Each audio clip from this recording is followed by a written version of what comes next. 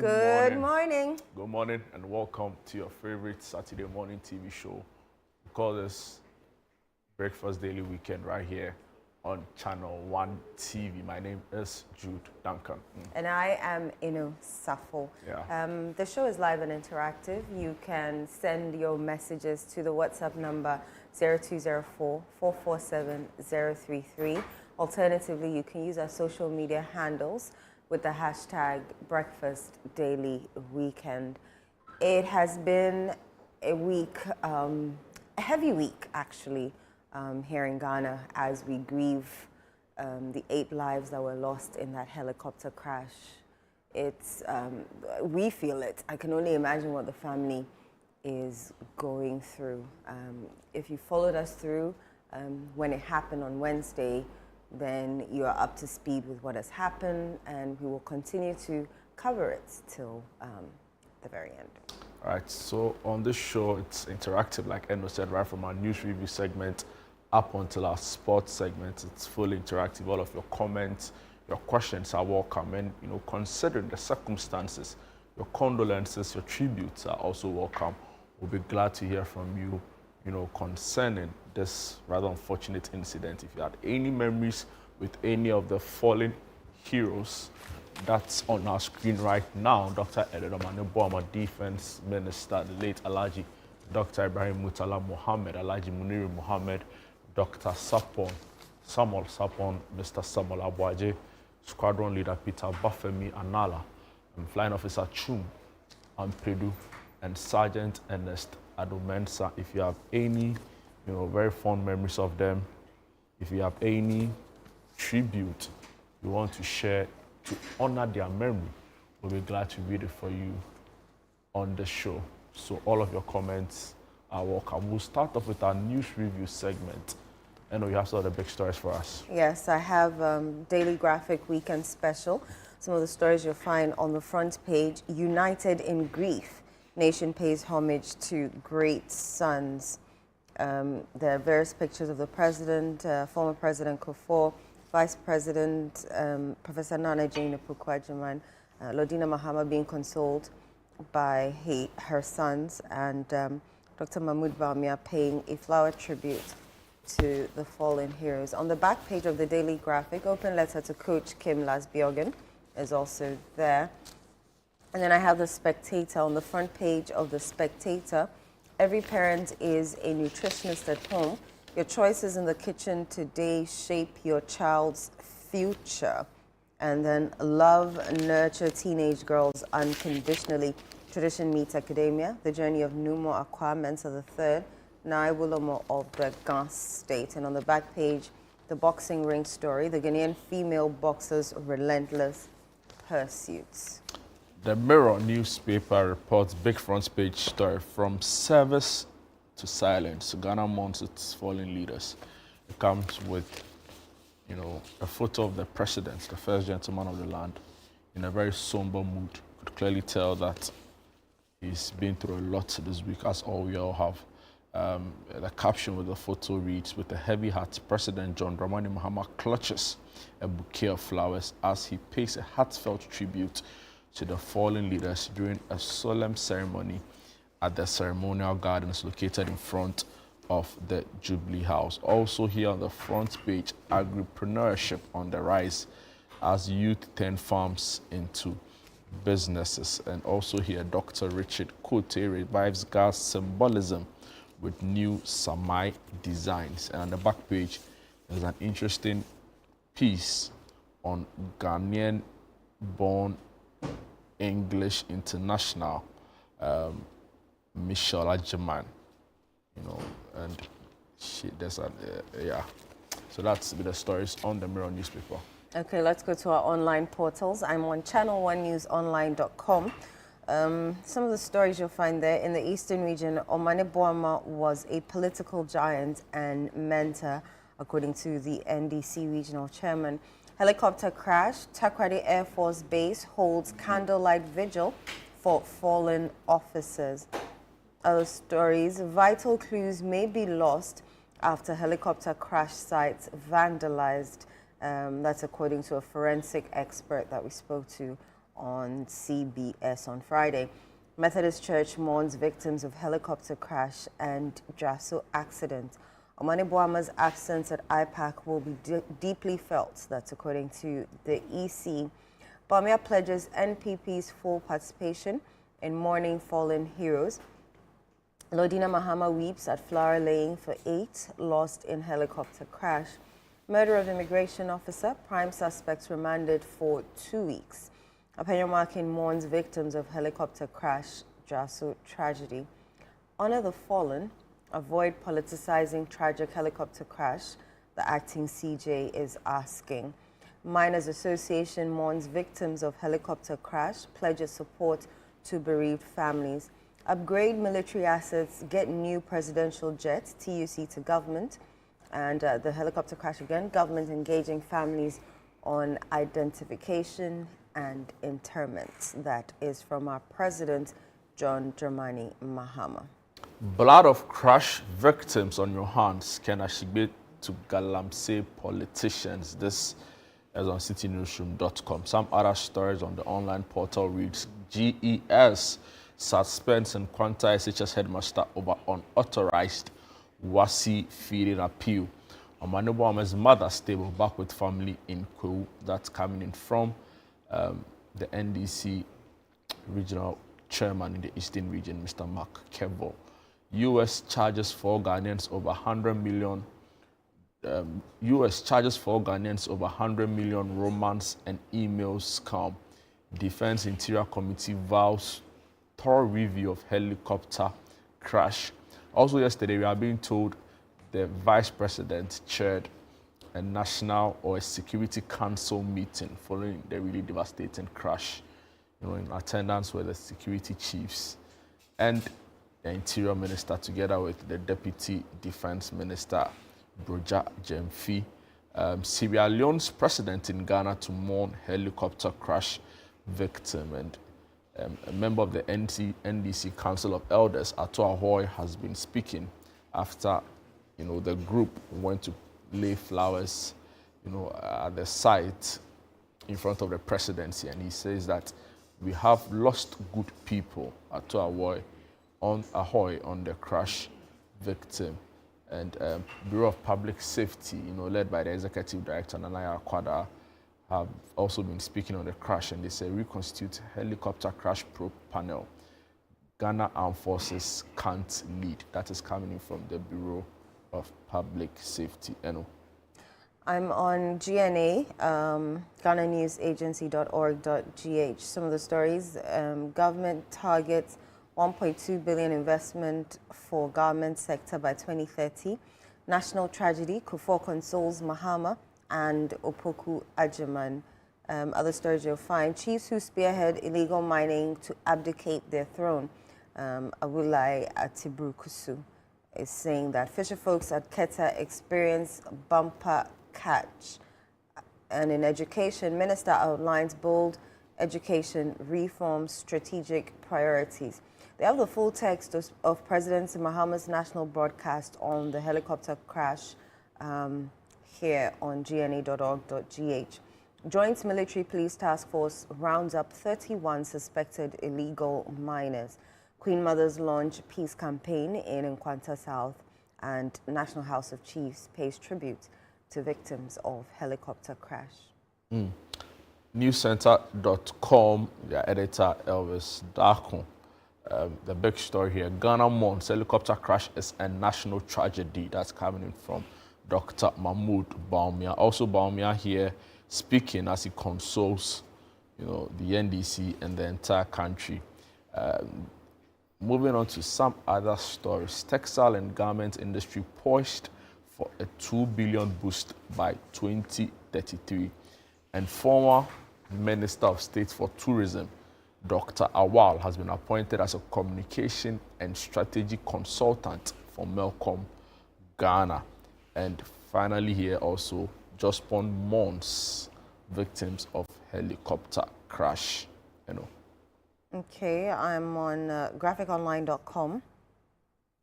FBI nabs alleged Ghanaian fraud ring leaders in a $100 million online scam case. Stakeholders urged to invest in Africa's climate future. Baumia, helicopter crash, a national tragedy, not a partisan issue.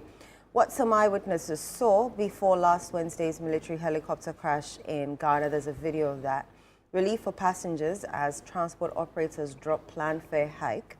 Pope Leo the 14th pays tribute to the victims of Ghana helicopter crash, and acting CJ Bafubani, let us serve Ghana in memory of fallen patriots. Let's offer compassion to bereaved families. President Mahama.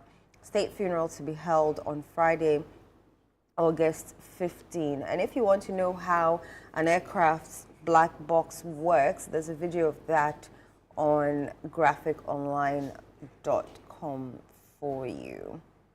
All right. I think we can delve into some of the Let stories. me do GhanaWeekend.com before we go. GhanaWeekend.com, some of the stories you'll find on that portal. Board of Inquiry set up to probe tragic helicopter crash. That's according to our president. State funeral for helicopter crash victims set for August 15. Mahama says so. Helicopter crash, a deep personal loss. President Mahama says so. Kumasi edition of Vigil for Daddy Lumba postponed indefinitely. Ibrahim Mahama sponsors transfer of helicopter crash victims' remains to South Africa for DNA testing. And Perez Music to host 2025 glorified concert on August 31. We can delve into some of the stories now. Blood of crash victims on your hands can actually be to Galamsey politicians. Executive, the story reads, Chief Executive Officer of the Ghana Chamber of Mines and convener of the Media Coalition Against Galamsey, Ken Ashikbe, has issued a sharp rebuke to politically exposed individuals allegedly engaged in illegal mining, holding them morally responsible for the death of 8 Ghanaians in the recent helicopter crash. Speaking on City Eyewitness News on Friday, August 8, Engineer Ashikbe urged Ghanaians to transform their grief into action and demand genuine accountability in the fight against Galamsey, stressing that the tears alone will not honor the life lost. The federal called on government to go beyond deporting illegal miners, especially in foreign nationals, and ensure that offenders are fully prosecuted under the law. The fatal crash occurred on Wednesday, August 6th, in the Adansi Akrofom district in the Ashanti region, claiming the lives of the Defense Minister, Dr. Edward Kofi Omanebuama, and the Environment Minister, Ibrahim Mutala Mohamed, both known for their uncompromising stance against illegal mining. And we have any stories? So what do I have? The Daily Graphic Weekend Special. And on page 4, there's a global perspective and world mourns with Ghana over tragic death of heroes. And we all know what happened on Wednesday. And some of the people who have who are mourning with us, or who have sent words of condolence, messages of condolence to Ghana, is the Pope. He sent or signed a telegram by the Secretary of State of the Vatican, Cardinal Pietro Parolin, said His Holiness Pope Leo XIV expresses his condolences upon the deaths of the ministers, government officials, and all who perished in the military helicopter crash. The message added, entrusting the souls of the deceased to the mercy of the Almighty God, and with prayers for those who mourn their loss, especially their families, the Holy Father assures the nation of his spiritual closeness at this difficult time. Other notable persons: President of Nigeria, Gambian President, the Kenyan President, the President of Namibia, the embassies and high commissions. A bit of that one reads, the envoys in Ghana have also, on behalf of their respective countries, sent their messages of condolence. The High Commissioner of Canada in Ghana, Miriam Montrat, on behalf of her country, extended heartfelt condolences to the government and people of Ghana following the devastating helicopter crash that claimed the lives of several high-ranking officials and military personnel. Germany stands in grief and solidarity with the people of Ghana during this difficult time. Our thoughts and prayers are with the government, families and friends of the victims, the statement from the embassy read. The Brazilian embassy also wrote, in this moment of sorrow, Brazil stands in solidarity with Ghana, reaffirming the bonds of friendship and cooperation that unite our nations. Our thoughts and prayers are with the bereaved families and all those affected by this unfortunate incident. May the departed souls rest in eternal peace. A statement from the India High Commission also read. There's one from the U.S. State Department and a lot of other organizations. And the president of Sierra Leone, we know, was here to lay a bouquet of flowers there. Yeah. I know, really, really tragic. Let me bring you this excerpt on the Mirror newspaper, right? They say, from service to silence, Ghana mourns its fallen leaders. Really, really difficult time for us all. Now, the story is on page 11 of page 11 of the newspaper. It comes with a photograph of all of the crash victims. And it reads, Wednesday, August 6th, 2025 will forever be etched in Ghana's memory as a day of profound loss, a day when 8 distinguished Ghanaians set out to serve their country but never returned. What began as a routine official assignment turned tragic when a Ghana Air Force Z-9 military helicopter carrying 3 crew members and 5 high-profile passengers vanished shortly after taking off from Accra. Its destination was Obuasi, but somewhere over the Adansi area in the Ashanti region, the aircraft lost radar contact, and with it, 8 bright flames were extinguished. By 2:30 p.m., the gravity of the incident became painfully clear.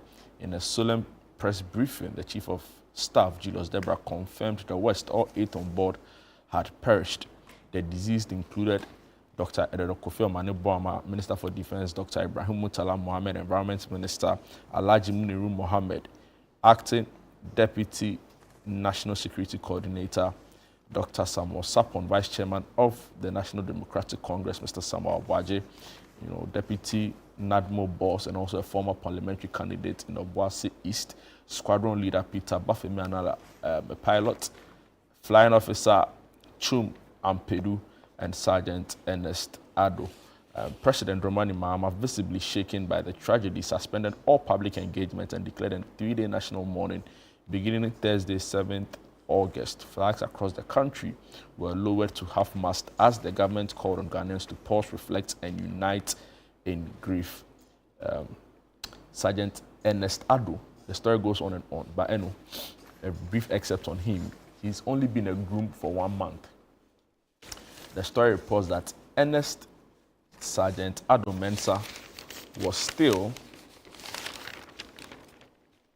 basking in the glow of newlywed joy. Exactly a month before the crash, he had exchanged vows in a joyous ceremony now circulating across social media. In one video, he beamed with pride as he promised eternal love to his bride. He said he was going to build a life of laughter and loyalty. And now, a family member friend said, unable to finish her sentence, the footage now plays like a haunting prelude to a future that will never be. So, we know the details, we know the story. Really, really tragic. Very, very unfortunate. Profound loss in a lot of ways, unimaginable. And may their gentle soul rest in perfect peace. We also know that later today, government will be holding a vigil in their honor, at the State House to honor their memory and also reflect on their lives as we, collectively unite as a people and mourn their loss. And we are hoping that, divine strength and grace would be available to all of us, even as we go through this very, very difficult moment. It's unimaginable, I have 2 stories here. One from the Media Commission. They're asking everybody to be circumspect in disseminating information on the crashed helicopter. A bit of that says, in view of footage of the crash site, the Commission urged mainstream and social media as well as the public to be circumspect in sharing information concerning the national tragedy In a statement signed by the Deputy Executive Secretary of the Commission, Alexander Bannerman, and issued last Thursday, the NMC reminded the media practitioners of its media guidelines on grief. We wish to remind the media about Article 7.2 of the NMC's print media guidelines on grief, which states, in cases involving bereavement, personal grief or shock, the press must show compassion. Publication must be handled sensitively at such times. There have been some very questionable pictures online, and so yes, we don't want that to happen. Channel1newsonline.com, the forensic expert that spoke on CBS says vital clues may be lost after helicopter crash site vandalized. A bit of that reads, President of the Ghana Academy of Forensic Sciences, Dr. Pet Paul Wepeba, has condemned the mishandling of the crash site in the aftermath of the August 6 military helicopter crash, warning that critical evidence may have been lost. Speaking on City Eyewitness News on Friday, August 8, Dr. Wepeba expressed concern about the conduct of some locals and media personnel who descended on the wreckage site in the Adansia Krofum district, taking photos, videos, and even parts of the debris.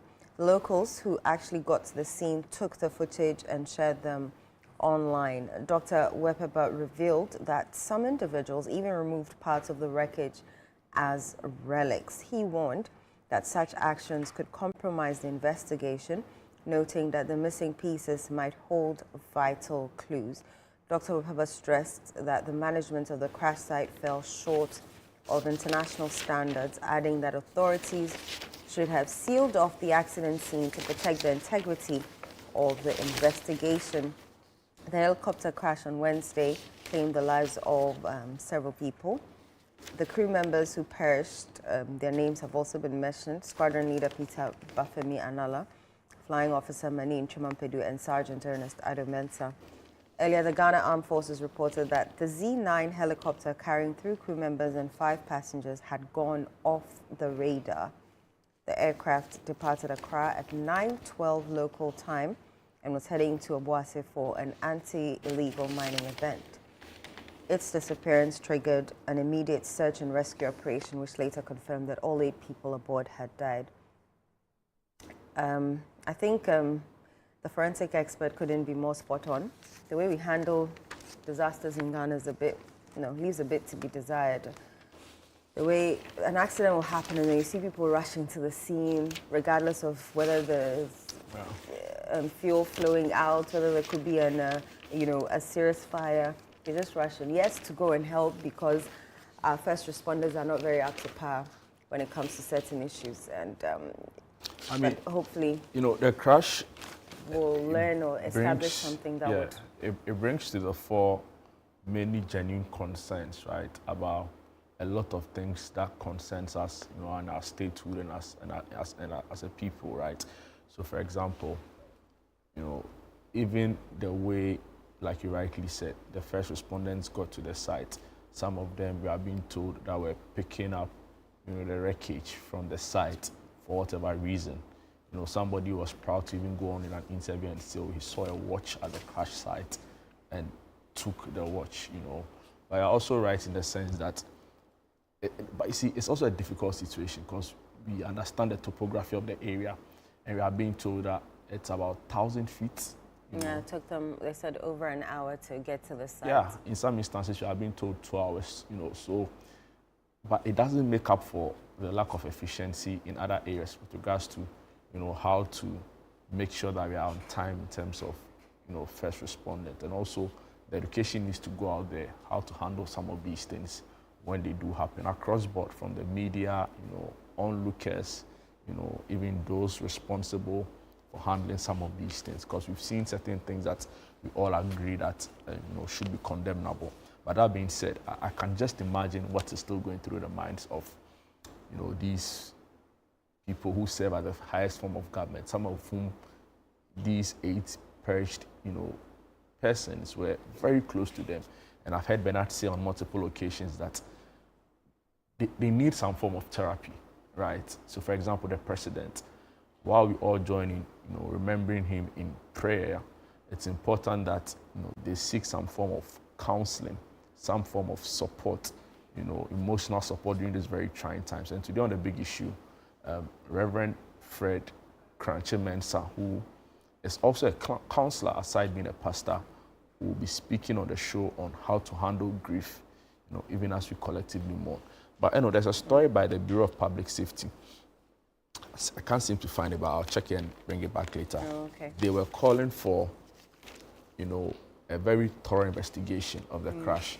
And they even said that we should remove the Ghana Armed Forces from the crash so that the independent investigators can look at it and come out with findings that will be holistic and also, if necessary, bring about very, very, significant changes in the way we do things. So Nana Yakwada was an eyewitness news yesterday. He said that he will also be on the big issue later today as we delve further into this. Talking about, the flower laying ceremony, I think journalists spoke to Peter Anala's, the late squadron leader, Peter Anala's sister, and she said they individually are mourning 1, but the president is mourning 8.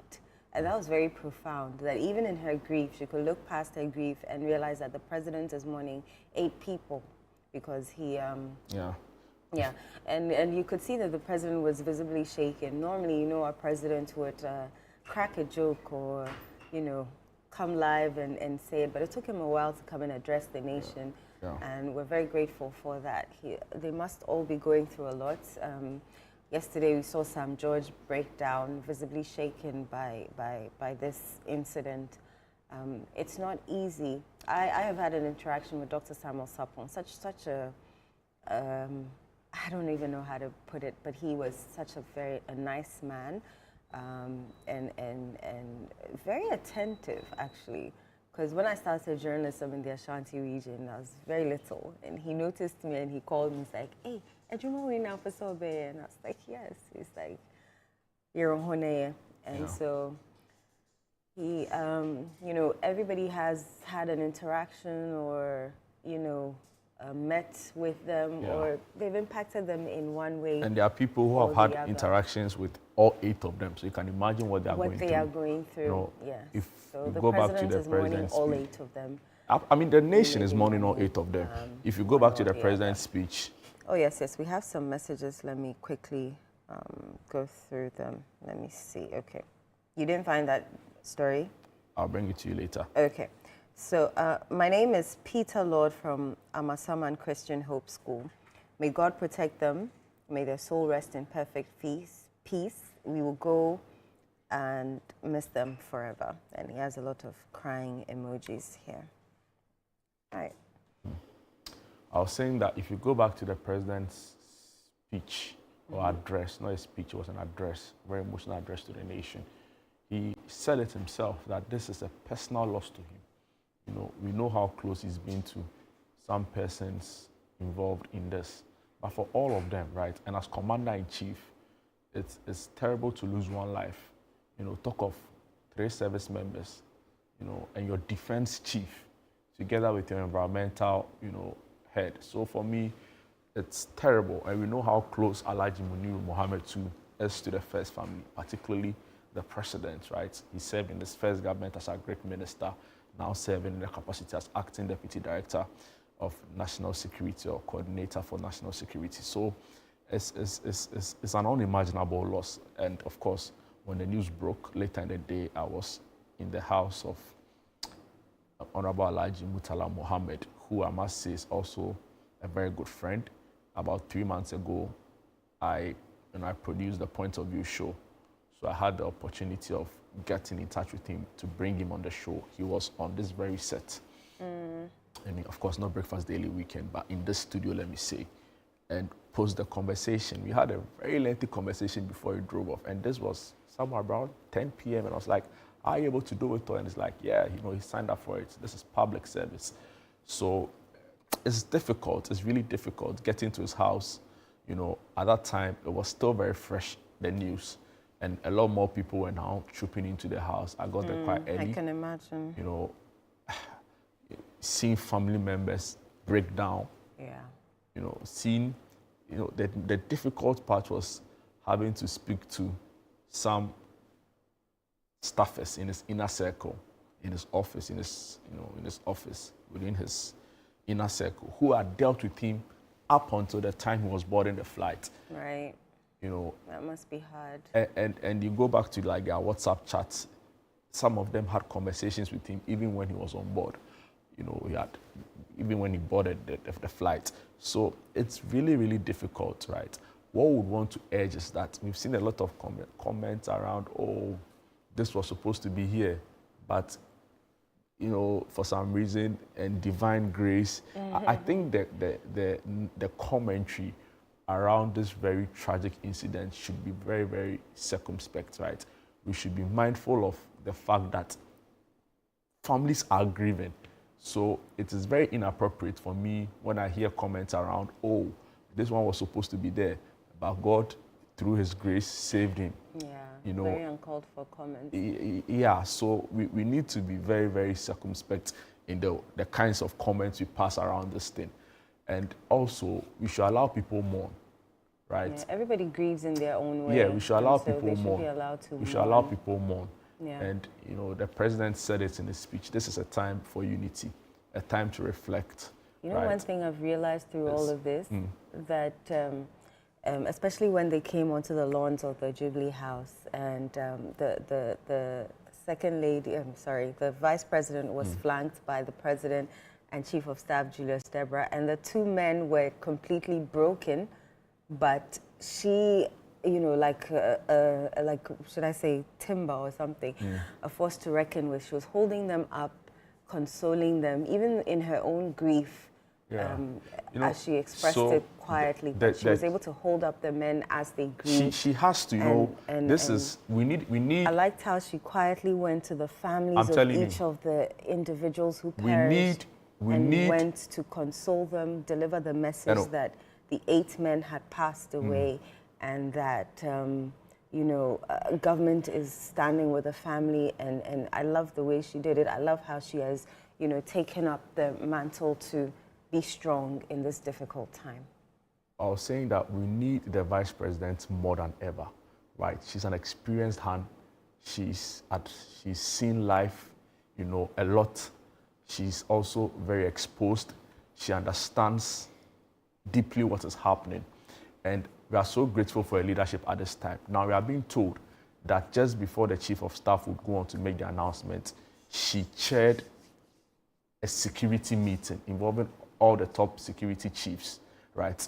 Right after the announcement by the chief of staff, she personally led a delegation to the homes of Alhaji Murtala Mohammed, the Deputy National Security Director. Yesterday, she did some more visits to other homes. Now we are being told that even yesterday as well, she went to one of the fallen heroes' home and also chaired another National Security Council meeting. So I think it's divine that you have such a person at the helm of affairs now. For the president, beyond everything, he's suffering a very personal loss. This is like, of course, it's national, but to the president, it's national and very personal. For most of us, it's national. We don't know them up close.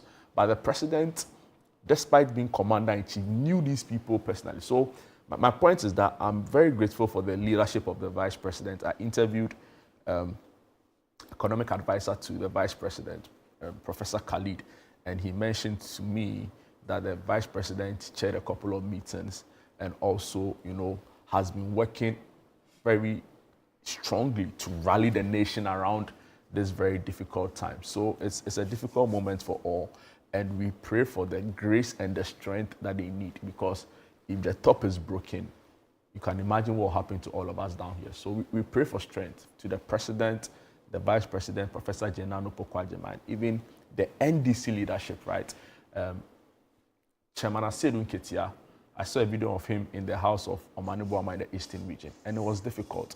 I've also seen another video of him talking about the fact that it was, he had to be the one on the flight, talking about the fact that you can't question the ways of God. So it's difficult. In every sense of the word, it's difficult. It's impossible to talk about this and not take a long pause and break down, as we've seen many people do. But it's part of the grieving process, and together we'll sail through.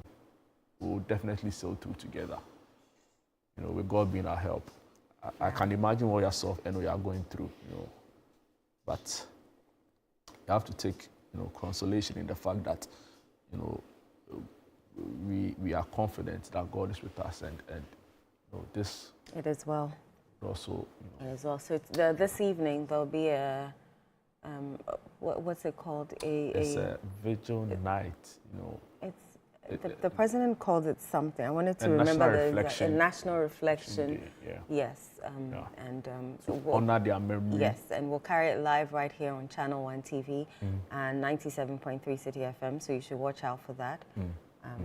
It'll be on our screens. We'll cover it, and you'll get to watch it if you're unable to attend yourself. So a night of reflection, night of remembrance, to remember the fallen heroes of the helicopter crash that occurred on Wednesday. I saw a video of the colleagues of the pilot, you know, who he trained together with at the Takoradi Naval Base or Air Force Base or so, you know, joined in a vigil that was held yesterday.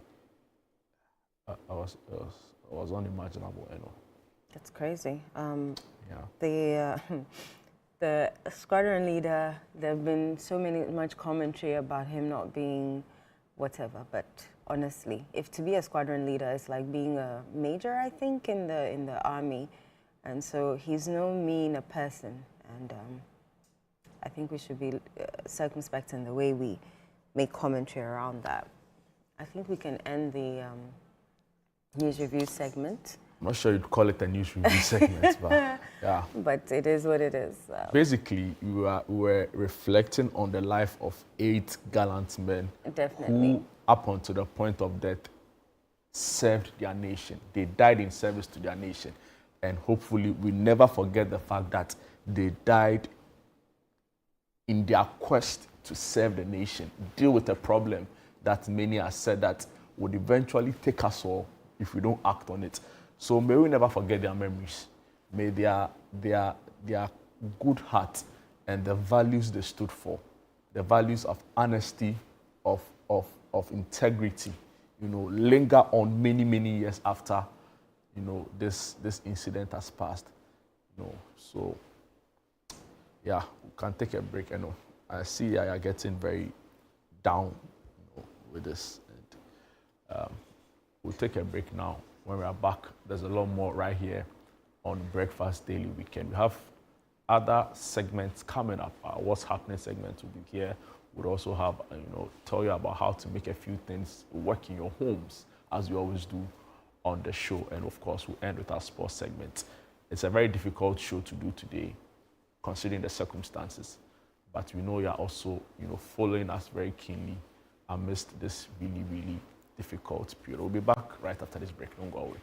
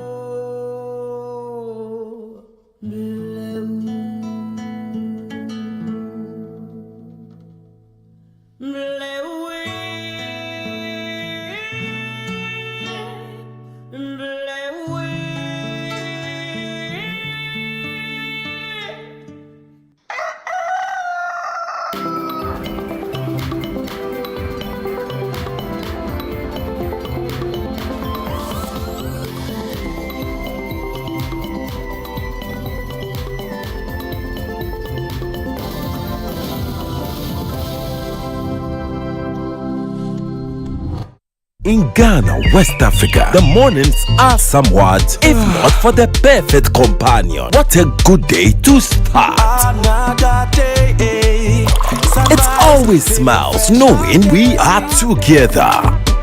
Ooh, what a feeling. Work is always effective with NASCO Home Appliances. If it not be you, then who go there? Classic home appliance for the fisher folks. Enije pa ewo Nasco fie. Nasco, bring home happiness. Me Makwaba at the Bar Spine Therapeutic Center. Ahano yeshe echinkasei. Eye wechi nompe. I had a problem with my waist. I was virtually stiff down. Virtually I could not move. After going through some treatment with the Spine Therapeutic Center, I am fine. I feel much better, I'm stronger, and I can walk. Now I can even give some action and joy to my wife. Aha, your food supplement wo ho. Yes, some we are no na ye to asie kra e the amount. In fact, yempe ene yakofa spinal scan etimi detect spinal misalignment bia e wo wachi. Ye wo physiotherapy wo ho. Ye wo stretch therapy. Ye wo gym. Ye wo massage. And when you get there, there are so many things that you can buy, including the book that Dr. Labi have written, Your Spine, the way it works, and it will give you the biggest picture of your life. Spine Therapeutic Center. Your spine is our concern.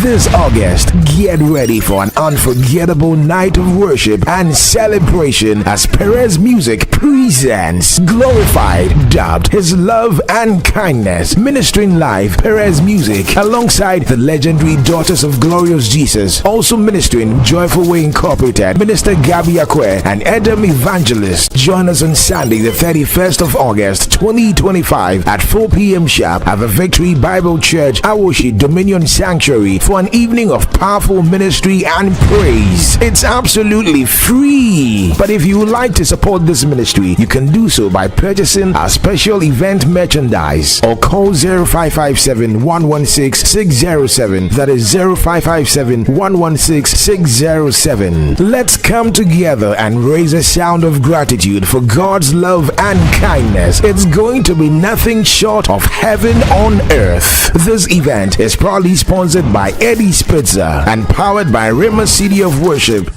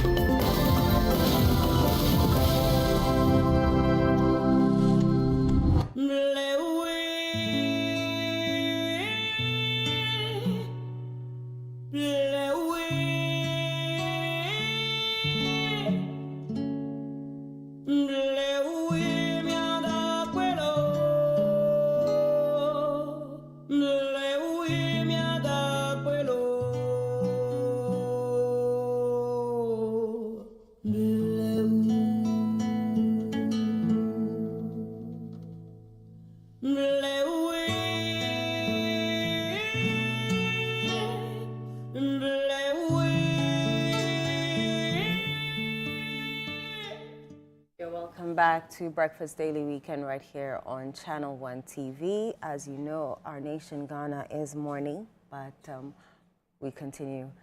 We have what's happening in town, and let's start with the Literacy Challenge 2025. As you all know, we called for written essays from JHS students, and you wrote in a number of essays. So the top 50 contestants are today at the British Council at exactly 12 noon.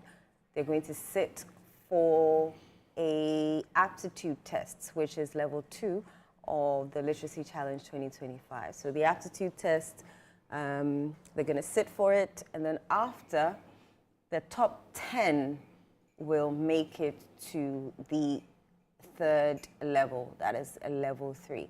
So top 50 contestants from across Ghana are going to sit for a written aptitude test today at the British Council here in Accra at exactly 12 noon. And I'm sure that our gallant 50 contestants are making their way to the British Council to write that aptitude test. We wish them luck.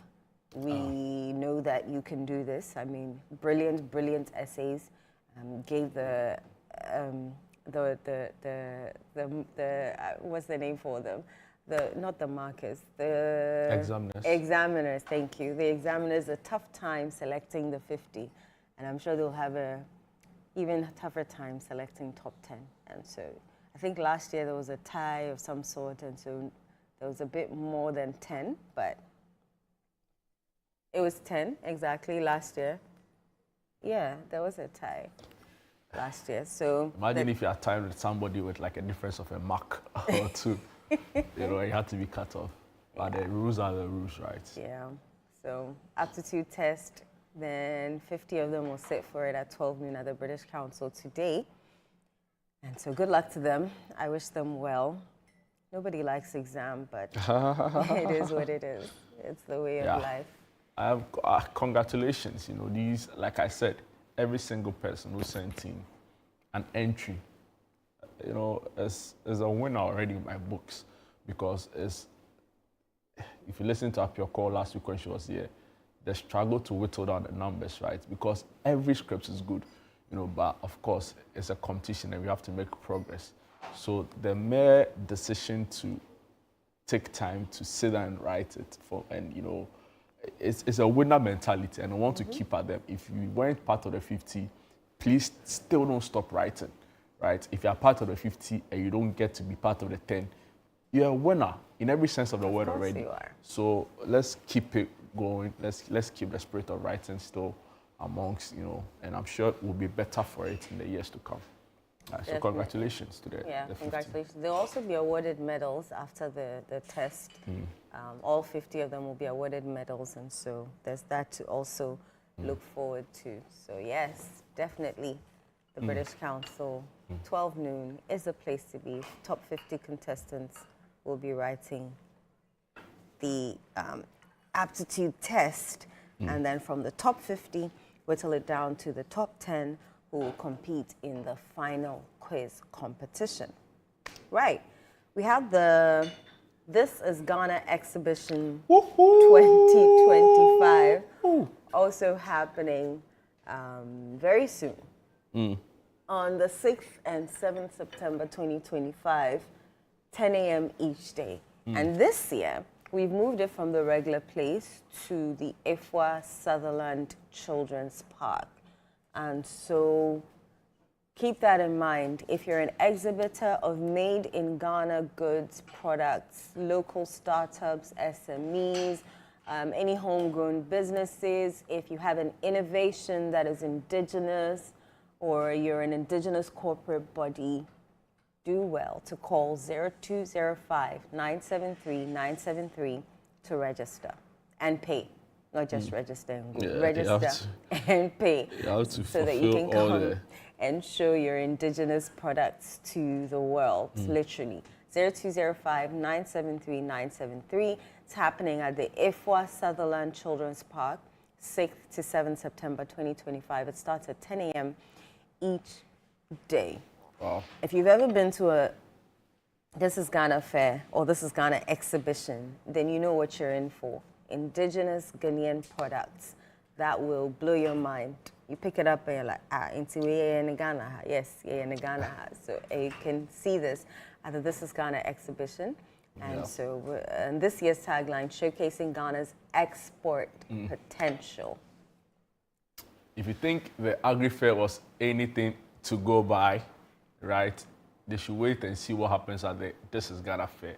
Because people are like, oh, the Agri-Fair was the biggest thing to happen to Ghana for businesses in the year. Right? They're like, oh, this is so great, this is amazing. You know, in fact, I went to the National Agribusiness Dialogue at Kempinski. They also had a fair, right? And people were like, oh, you guys are media partners. Why didn't you get them to do it at a bigger place so we can have more people coming? Or why couldn't it have been like the Agri-Fair? So many comments around that thing. And I'm like, whoa. And they go on to say that, Charlie, we need to do this again at the Agri-Fair. And I'm like, if you think the Agri-Fair is all that there is, wait till you see This is Ghana. Because this is like for everything, right? Including agric. So it's major, it's major. And this year I'm taking it to a bigger venue. Yeah. So what it means is that there's a lot more space for everyone. You know, so and there's a lot more to see. I'm telling you, jump on. Yeah. But the fact that there's a lot more space doesn't mean you wait last minute before when you come.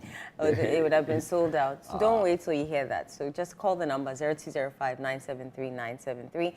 Thanks to our amazing sponsors, MTN, Side Hustle, and EcoBank. EcoBank always sponsors us. That's amazing. And please, we need more sponsors. So the number to call 0205 973 973, whether you want to sponsor us or whether you want to be an exhibitor at the This Is Ghana exhibition. We will definitely be glad to have you. Remember, it's happening on the 6th and the 7th September 2025 at 10 a.m. each day. Come and be a part of this exhibition. All right, we have Bar Camp Sunyan 2025 happening, and it is a free networking forum bringing people together for a day of learning, sharing, networking, and mentoring. The theme for the 2025 Bar Camp Sunyan is Impact, Innovation, Quality, and it's happening at the Sunyani Technical University Auditorium, and it is organized primarily by Ghana Think Foundation, an organization based both in Ghana and the USA, and it's organized a lot of bar camps in Ghana. And yeah, so it'll be the 10th one, the 10th edition in Sunyani. So if you've ever been to a bar camp, you know what they do. I think you've been to several of them, right? A lot of them, actually. And for me, I say if you're a young person, this is the best possible way to spend, you know, your spare time if you're on campus, especially, right? Yeah, the whole weeks are great. There's a room link up. Yeah, no, they have a word for it. Which one is room link up? Oh, you don't know room link up? No. Oh, they have some say room link up, some to say party up or drink up. Drink up. Oh, that's the same thing as room link up. Room link. I mean, it's done in rooms, hostel rooms. So, see, whole weeks are great, right? Drink ups in the rooms are great. In fact, departmental, extra, academic engagements are super. Great. But the way the world of work, the work world is moving, right, with the kind of direction it's headed to, you need skills beyond what you are taught in the classroom. You need, skills beyond what you know in your immediate environment. Mm-hmm. And these kinds of, interactions or event networking engagement offer those kind of tips. And beyond that, you meet people who are doing well in the space you want to be in, right? So for me, you don't have, please just take advantage of it. So Sunyani Technical University Auditorium, you don't necessarily have to be a student of Sunyani Technical. No. Right? So if you are in and around Sunyani, or you are watching the show, you are not in Sunyani, but you know somebody there, please tell them to sign up for the bar camp. Ato Ozunapia is doing an amazing job, trust me. He's really doing an amazing job. And this is somebody who has been a beneficiary of some of these engagements. So please take it up, be a part of it, register to secure a spot. You don't have to pay. So why?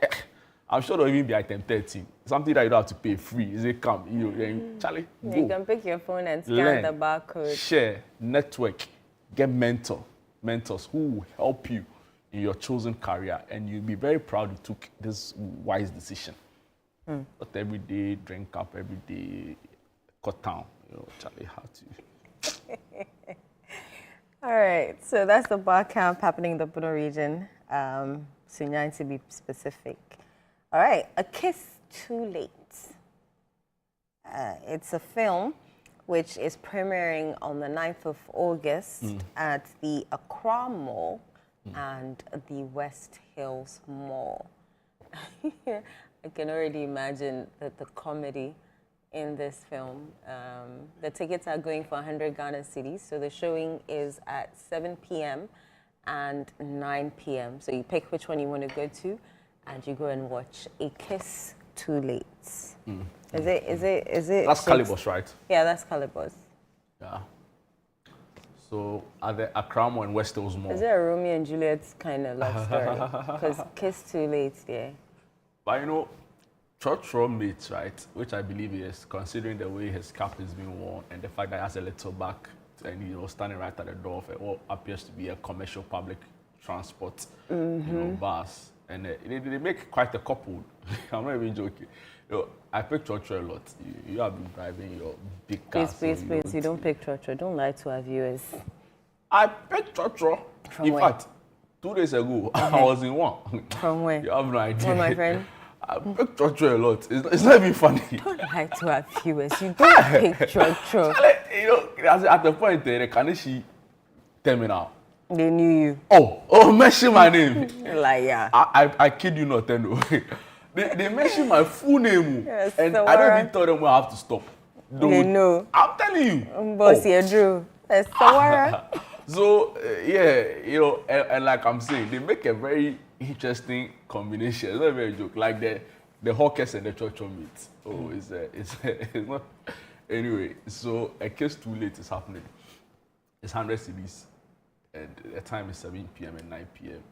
9th August 2025. Yeah, All right, sip and paint. You sip, you paint, you create memories. An unforgettable event of artistic fun, and it's happening at the McGean Royal, that's at the University of Ghana, and it's at 3 p.m. 150 Ghana cities, double 250 Ghana cities, and like what I did last week, the painting that I did last week. All right, we have Touch of Pentecost Experience. Woohoo! I think you should lead the charge with this one. Absolutely, and this experience is called ravens. You know what ravens are, right? Those blackbirds. Yeah, there's a Bible story around how, ravens were sent to help specific people God had chosen. So Pastor Jones Kwekutei, Pastor Joe Beecham, Perez Music are on the bill together with Minister Franklin, Minister Mina, Minister Priscilla, OK Music, and Minister Sarah. It's happening live at the Keep My Word Chapel, Bawizero. 60 CDs single, 100 CDs double. See, these are spirit-filled men of God, right? Kwekutei is solid. Pastor Joe Beecham needs no introduction. Perez Music, who himself will be having a show pretty shortly in the coming weeks, right? So this is something that if you're a lover of the gospel, and ministry, and if you're around Bawizero, you don't even have to be around. Just show up, have a good time, and I'm sure you'll be proud that you're able to take advantage of this really amazing event, So like to say, come and be blessed. Amen. All right, we have it's a BIF Field Day, the Accra edition. So you step outdoors, you have a field day, there are games, there are lots of things to do at this particular event. Friendly games and challenges, delicious food and refreshments. There are prizes for people who win some of these games and surprises. There's also live entertainment, and it's for all ages. So, it's summer break. If you're looking for a place to send your kids to, we have given you one. Accra edition is at the University of Ghana warm-up field. What's the warm-up field? Do you know? The warm-up field is so right next to the stadium. The University of Ghana Stadium. So a warm-up field is basically, it's international standard practice. So it's like an open field where you see a lot of the athletes train. Yeah. Usually. So but I have never seen this at the UG Stadium. It's actually near the UG Stadium. So it's right in front of the University of Ghana Sports Directorate. So it's like the car park to my bearings are. But it's just there, you see it. So it has like tartans, it has like an open field, not necessarily grass, but it has tartans around it where you see a lot of these athletes. So they train there. Okay, so that's where the Field Day Accra edition is happening. It's starting at 9 a.m. to 12 p.m., the 9th of August. And so, yeah, if you want a place to send the family, that's the place to go to. You don't want to miss out. 9 a.m. to 12 p.m. Oh, it's short, dude. You should add more time to it. You want to tire out the kids so that by the time they get home, all they want to do is just go to sleep. So that parents can also have time for themselves. Because I know that when kids are on vacation, everybody's planning something, and then the mommy, I'm hungry, and the can I have some more snacks becomes extra. So yes, this is a place to take them, to tire them out, so that you can have a little bit of peace of mind. But yes, that's our What's Happening package for you. We've given you several options that you can choose from and go to, and we'll be right back. Don't go away. Okay.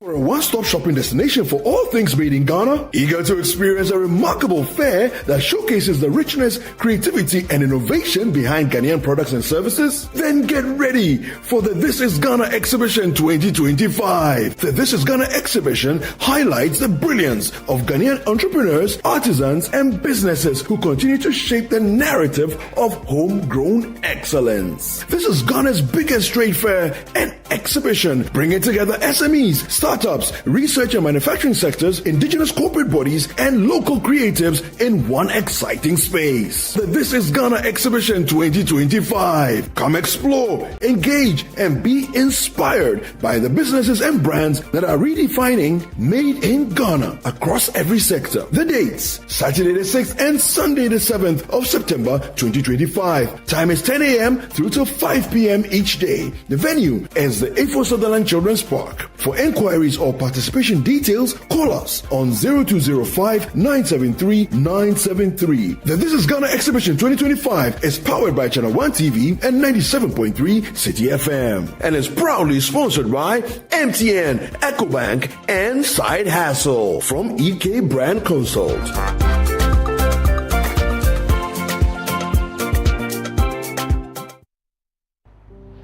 Kwame! You look amazing. Have you discovered a new secret to stay healthy these days? Actually, I have. It's called SOS Advance. It is a health supplement manufactured in the UK with 11 essential oils like frankincense, black seed, oregano, and neems, all powered by nanotechnology. Wow, that's impressive. What does it do? SOS Advance supports your immune system against invading pathogens, including viruses, bacteria, and toxins. It also provides antioxidant effects to help combat free radicals and reduce oxidative stress on your body. Wow, I really need this. Like, I've been feeling off lately, but I can't pinpoint exactly what the problem is. Oh, easy. I think you should get it. You can find it at every pharmacy nearby. There's a pharmacy here. Let's go. Thank you. I beg, his wound is pain. Pregnant and lactating mothers should contact their physicians. This advert is FDA approved. In Ghana, West Africa, the mornings are somewhat, if not for the perfect companion. What a good day to start. Work is always effective with NASCO home appliances. Good vibes only while you wait. The feeling hits very deep. Any jepa, I want NASCO fear. NASCO, bring home happiness.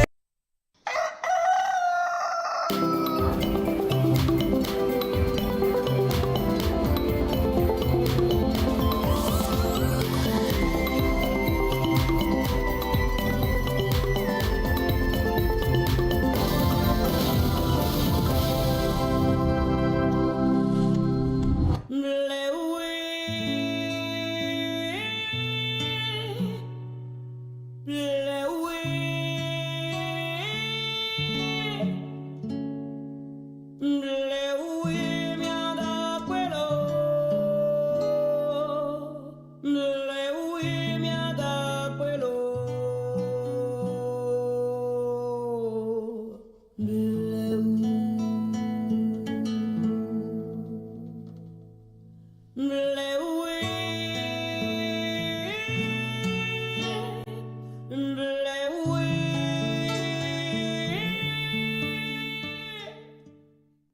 welcome back. This is Breakfast Daily Weekend right here on Channel 1 TV with me, Inu Safo and Jude Duncan.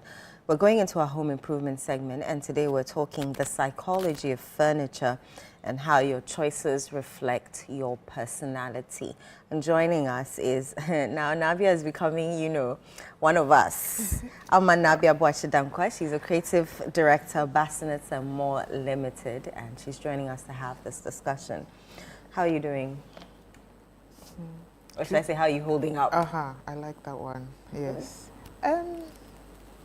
Truth is, I'll know after the remembrance service. Is it a vigil? Something. A reflection Yeah, service. reflection Yes. service I think that's when I would. Are you going to be there? No, I would follow City. I know you people will stream it live, so I would follow it. And after tonight, maybe next week, that's the funeral. Then I can answer your question. But now I can't answer your question. Yeah. It's been a tough week for us all. Did you have any relationship with any of them? It's Dr. Omane. Through, I'll say I'm a third person to his friendship. I don't know if I'm allowed to mention the friend he's close with. Ani Osabute, the journalist. So he and Ani became very close friends when Ani was working at Joy FM. And aside that, you see their tags online, football, Arsenal, and that kind of thing. And it's Ani who I'm very close to. Ani's like a brother to me. So during the elections and, you know, social media, we write silly stuff and we are tagging. There was this time that Ani called me and said, Dr. Omane says he has seen the naughty things that you are writing. Be careful over there. And we laughed. But it's more of me consoling Ani, his friend. I don't know what to tell Ani. Ani has been... I've never seen my friend cry. I've never seen Ani cry, but he wept like he has been lashed. Yeah. So it's awful. Well, may God console us all. I think it's a good time to delve into the psychology of furniture. How do we get emotional attached to our furniture? I mean, don't I just pick a color and then, you know, we go along with it? Have you watched Big Bang Theory before? I know. Yeah. You watched Big Bang? The series, a couple of a couple, not like religious. Yes. So there's a character called Sheldon Cooper. I mean, he's the He's main the main character. Yeah, and in the series, he has a particular spot in a chair. He's the only person that sits in. Yes. And the only time anybody else can sit in that chair is when he grants you permission or you are going through an emotional turmoil, right? Yeah. So nobody sits in his furniture, nobody sits in the seat. And apparently it's a thing. It is. You go to some homes, you can't sit in the chairs for the dad. Yes, for the guy at the top. Yes. So maybe I'm sure connections can be drawn from that, but talk to us about it. Like emotional attachment to furniture. That's a fetish, if you ask me. you know, how does it even happen to begin with? So let me start from here. Jude and Ira, in your homes, where do you sit?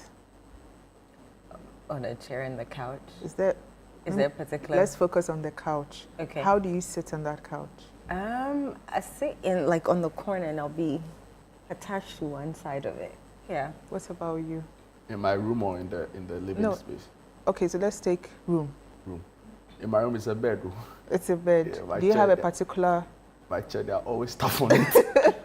There are always stuff on my chair. What do you do on your bed? Apart from the naughty stuff, what do you do on the bed? Well, I sleep. You sleep? I sleep on my bed. In which corner? In the last corner. In the last corner. Yeah, next to the wall. Oh, it is sweet. I'll put one pillow in between my legs. Oh. So that's an emotional attachment? Yes. I think one side of my bed is a little bit softer than the rest. Exactly. You've just answered my question. You know, we are not robots. We are not AI developed. We're human beings.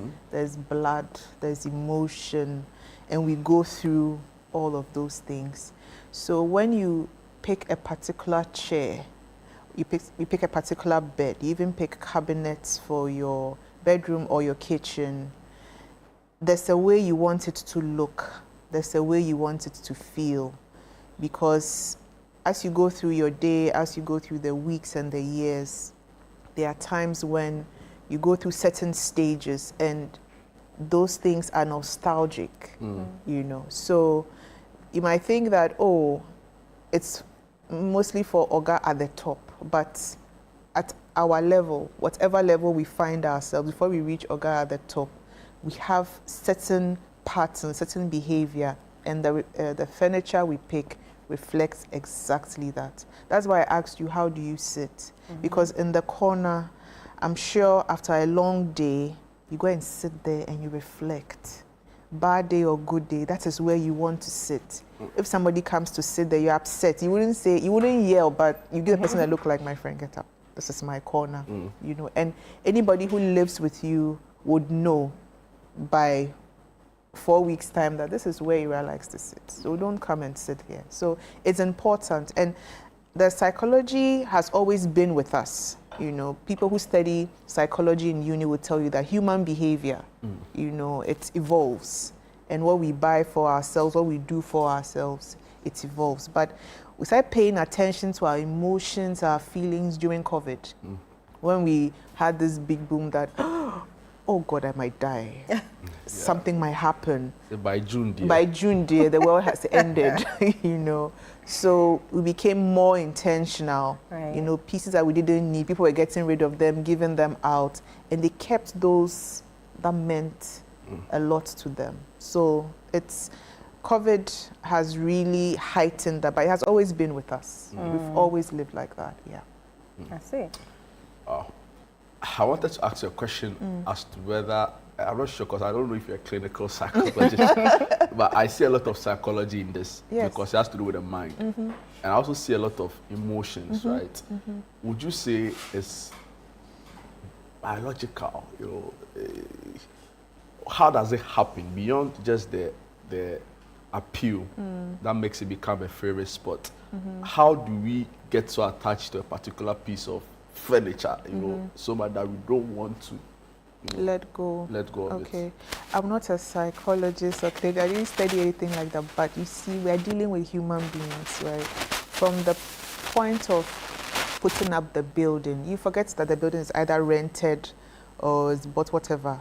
But from the time the building is put up, the architect even has to listen and go through what the client wants in terms of, I want this to look like this, I want the tiles like this, I want this like this. So the architect has to sit down and draw, floor plan. They don't just get up and do it. It's based on that emotional interaction. So I finished building. Now the interior designer has to step in and say, okay, the client's vision, the architect's vision, now I have to listen to the person going into that space specific. That's what the person will break down and say, okay, so the tiles, I wanted tiles here, but I want charcoal gray tiles in the studio. Okay, I want different kind of lights in this. So we have to listen. And who are we listening to? We're listening to human beings, not AI or robots. So that's where the 2x4 psychology comes in. No, actually, it makes a lot of sense. Yes. So when we're going furniture shopping, you know, you're going to try out the furniture, sit on it. I don't know if you can lie on the beds, but at least allow it. Okay. I don't know. Is that forming a connection with the chair? You know what you're doing? You're going with your heart. You're walking with your heart into the furniture shop. We think that, oh, it's the budget. Well, that's a part, but you're going with your heart as well. Because when you open your wardrobe, you like to wear pink. I'm just using pink. You like to wear pink. So you realize that as you enter the furniture shop, you're looking for shades of pink to bring you comfort. Right. You know, and where the pink is heightened are specific places of the living area because you're going to be sitting there to watch TV, and the bedroom, you know. At the kitchen, we might go, oh, but the spaces that you sit in to reflect when you have a bad day, a good day, or just because you want to sit or lie down, those are your colors, what bring out the best in you, you know. So you walk into a furniture shop. Yes, you're going with your wallet, but you're going with your heart as well. You're going with your feeling and your emotion. That's what we do. So after we've bought the furniture, I know now we have interior designers, etc., who would help you arrange it and all of that. But in essence, you're the one who's saying, I'd like that here, I like that here. Or they'll tell you, no, it doesn't work, let's put it here. Does that all come with emotions? It all comes in. These days, even to put a space together, you have an interior architect now, you can have an interior designer. Because now architects have understood that, I keep mentioning their names because it's intentional, it's now a whole thing. Like emotional shopping, emotional furnishing, it's now a thing. You know, so people will have an interior architect, then an interior designer, and we will have you, the client, with us, telling us, okay, I want it here. We'll say, oh, but this will be here. But you realize that we can do all of that and leave, but you will still move the table because it doesn't bring you comfort. It doesn't bring you joy. Where it is, no. So you probably want it by you so that you put a particular stack of books there. You want those books by you. So you want that table by you. But I would say, oh, it should be by the window because it's nice in the window when the light, but I'll leave, I'll come back and you see, I've put it right by you. So it's, how do I say it? At the apex of it is your emotion and how you feel about the space and how you want the space to talk to you at every point in time. You know, I'm struggling to get the thing right, but I think I'm getting there. Maybe it is a money problem. And I explain. I remember one time as a producer of Bernard's show, we went to interview a very big man who was in a lot of trouble at the time, you know, and we went to their house, Jasaku, you know. He had like 3 different or even 4 different sitting areas in just the hall alone, you know, and we're trying to figure out which area will be best for the interview, you know, and one particular area was almost like a shrine. No-go area, you know, so I get where you're coming from. I've even seen that in offices, you know, of certain people.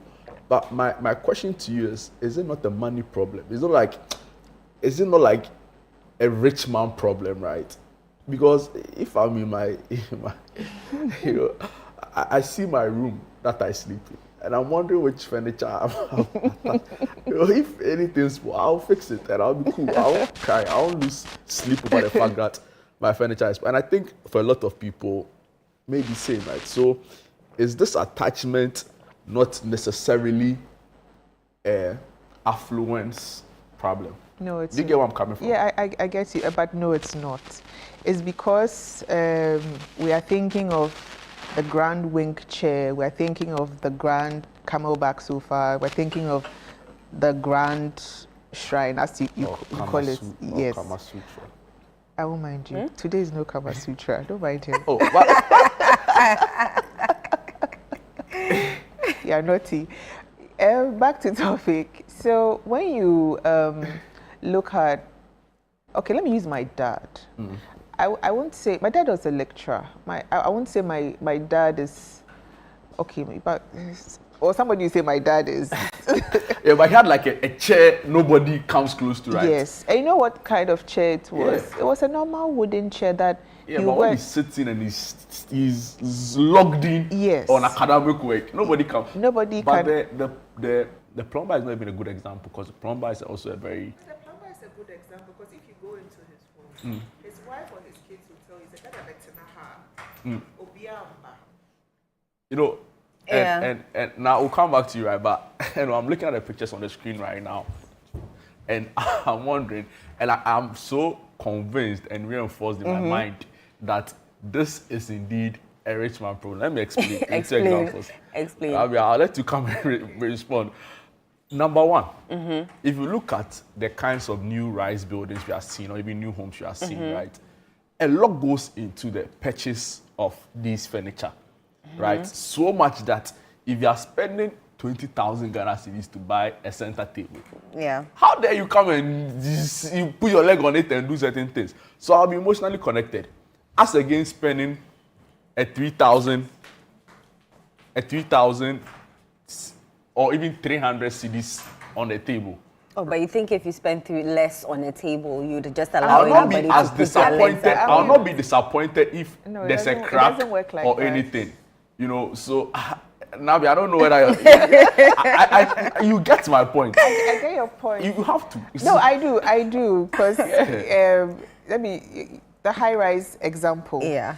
You see, there's something called curation in furniture or furnishing. Curation is looking for particular pieces that reflect your lifestyle, irrespective of the price point. Okay. You know, so curation is a thing that when you are putting up a space, yes, you go and bring the most expensive table because, yes, that's when the aesthetic thing comes in. Oh, it has to look this way and all of that. Yeah.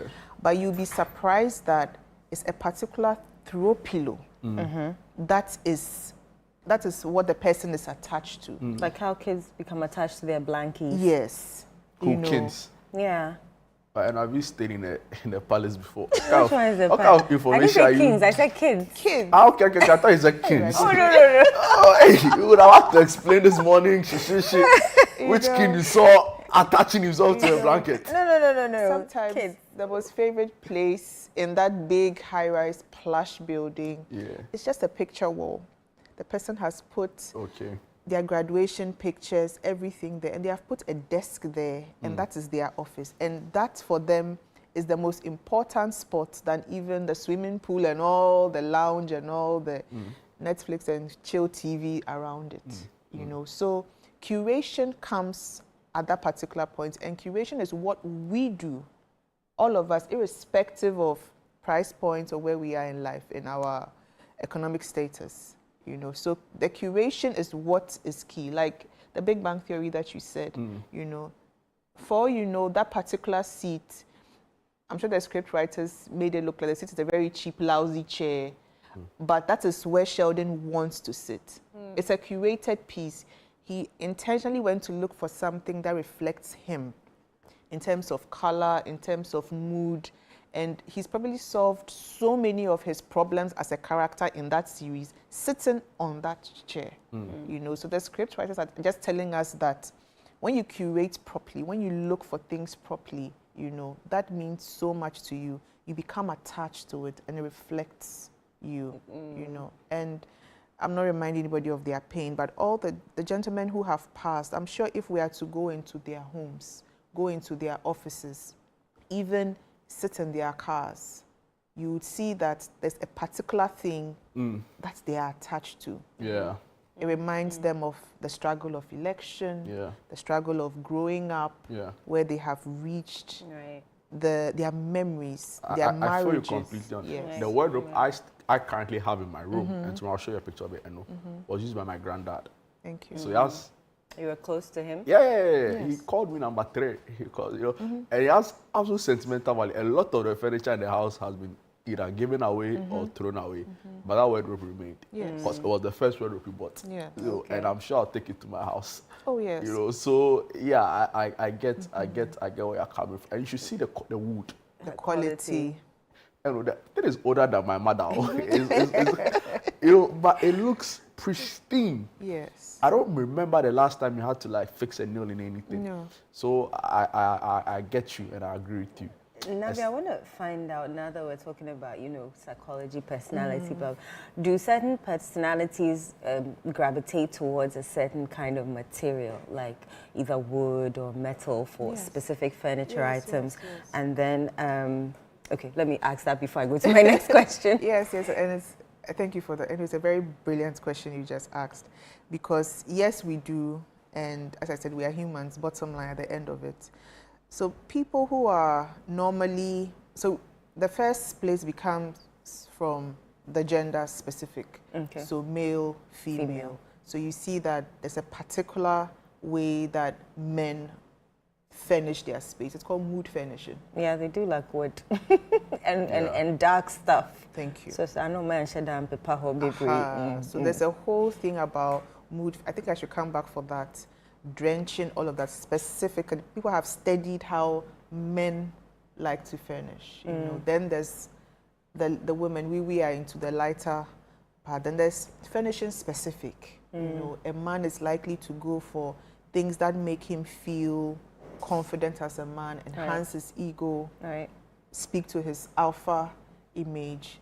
Then you have men who are not so intense and tough, but even that they want subtle, but it has to lean towards mood furnishing. Then we women, you know, we're not all over the place, but we expect a more soft life, comfort approach. So yes, our personalities begin from the gender specific. Then we'll have to break it down to various specific needs and wants. There's a running joke, right? Usually in this segment of the show, around having black and red, you know, all over your space. Is there a red flag?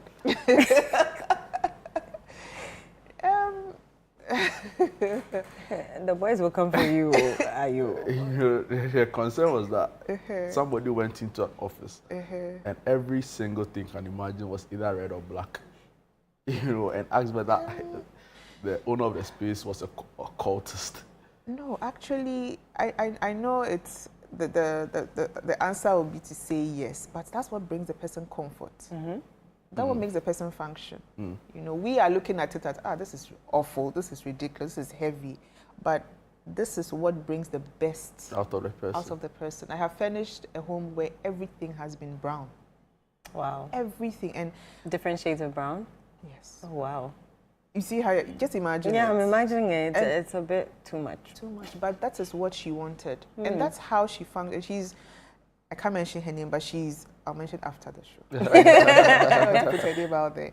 And she is top CEO. Oh, nice. And it's brown. Oh, wow. Her husband has accepted. Okay. They do what my wife would. I don't because know. I was trying to... He wants peace. Oh, auntie, say, madam.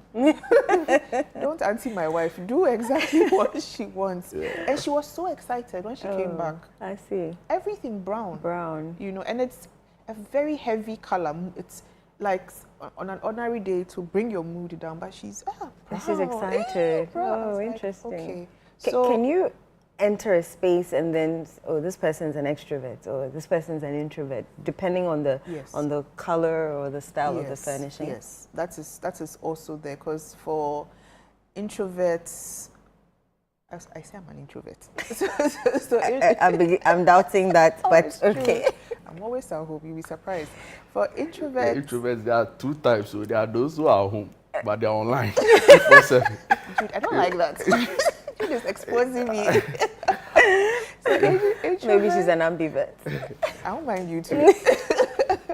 Introverts, I'll use myself as an example. Our furnishing is very toned down. You know, I like dark spaces. You know, so in the nights you see that literally all the lights are dim, low, and all of that. When it comes on, you see that I am more into gray. You know, I like different shades of gray and with a pop of color. You know, so when you come in, this is somebody who likes her speech. I don't like to go out. This is a space. The extroverts, they're not necessarily loud and annoying, but just that they like more of pop of color. They like to tell lots of stories. So you see lots of gallery walls. You see their center table. There's lots of things happening. There are books. There are pictures. TV is on. Lights is on. You just see that these are people who they want to tell you a story. That come and see. Hey, I went here. But someone like me, I'm hiding everything. You know, I have an ottoman. It's when you open that you see the things inside, but on the ordinary day it's closed. Yeah, so you are able to determine that as well immediately when you enter a space. Interesting. Interesting. Navia, it's been exciting talking to you. You've thrown, you know, my mind to areas I didn't know exist, right? So, and I'll start paying attention to see whether I have particular interest in types of. But I think I agree with you because I have a particular place I often sit in the hall when I want to watch the TV. Yeah, but it's only because it's comfortable. That's what you say, but that is your space. So you can start from your MD of City and come down to the last person, the cameraman. You see that? Yeah, even in a newsroom, there are people who want to always sit at a certain place. Yes. Like somebody sitting in front of me. But that's my space. And I chose that space. I see how you said it. That is, I chose that space. You want to even sit on a particular kind of chair. Yes. I chose that space. Did you choose that chair? No, but the chair business, I've gotten to understand that nobody owns a chair in the newsroom. Did you bring it from your house? You sit up. You get up for 2 seconds, by the time you come back, the chair is gone. So I've understood that You've come part. to peace. But my space Is your space. is my space. You have curated your space. Thank you very much. Now we are so grateful. If you missed any, excerpt of this conversation, it will be up on our YouTube channel, right? Emotional attachment to furniture. Who would have thought? I know. It's a thing. All right, so now we are so grateful, so grateful. That's all time will allow us for this segment of the conversation. Like I said, it will be up on our YouTube channel. You can go back and watch for yourself if you missed any bit of it. We'll be back with sports right here on Breakfast Daily Weekend. Don't go away.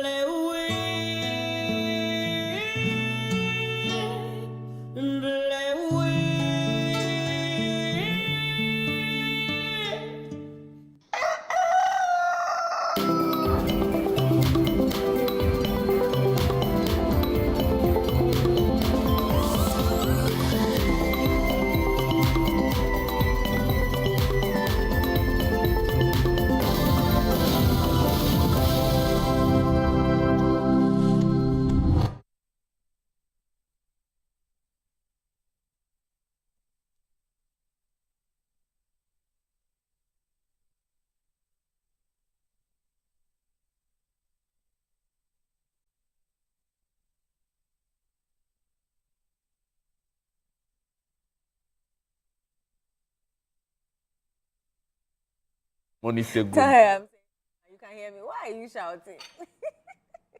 Yes.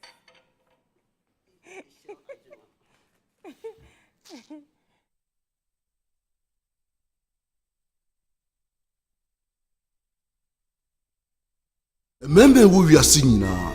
At risk of prostate enlargement. We a member or her. 20 ebitimi prostate cancer. 5 bitimi afamu. Nadia ubefamu. Actually, this is not my fault. And to wada. Entina midi maniche Executive Prostate Center. Executive Prostate Center is a unique medical center where we harmonize in-depth traditional medicine with cutting-edge science and technology to cure, to treat, and to prevent diseases like prostate enlargement, prostate cancer. Executive Prostate Center. Madame facilities no any professional medical care. Sisi a bibia clear system no. Ye nro ne so de natural. Into we koso afama ye. Executive Prostate Center. My cured.